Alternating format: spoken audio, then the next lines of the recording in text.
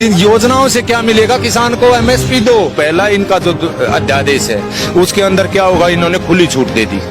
किसको दे दी? व्यापारी को, छोटे को, बाहर की कंपनी को या अंदर की कंपनी को। उससे सिर्फ निजीकरण को बढ़ावा मिलेगा। इसको निजीकरण में ले जाने की कोशिश है। सिर्फ ये सेक्टर बचा हुआ था देश का कि इसमें निवेश कैसे हो।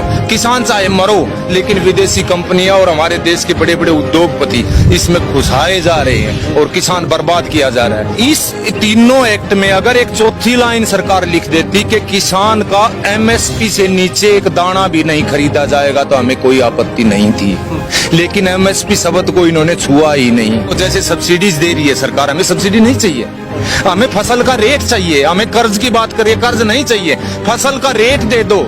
हमें कर्ज लेने की जरूरत क्या पड़ेगी? सरकार, हमें अनुदान की जरूरत नहीं है, हमें हमारी फसलों के रेट दे दो।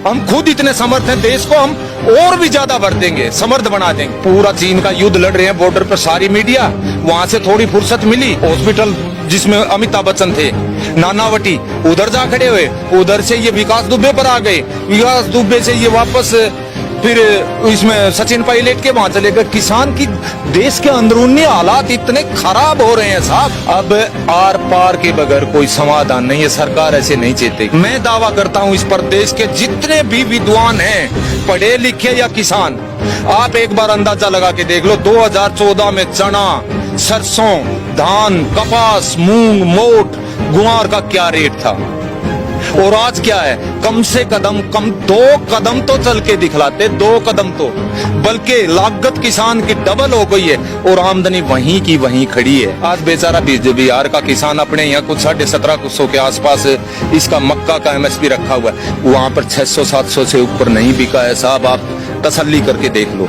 धान वहां पर 1200 से ऊपर नहीं बिका है, आप तसल्ली करके देख लो। वन नेशन वन मार्केट, मैं मेरे तोशाम का 5 किलोमीटर है, मैं मेरे वन नेशन वन मार्केट का मैं करूंगा क्या? मैं आज तक मेरे डिस्ट्रिक्ट भिवानी के एक दाना नहीं लेके गया हूँ किसी चीज का।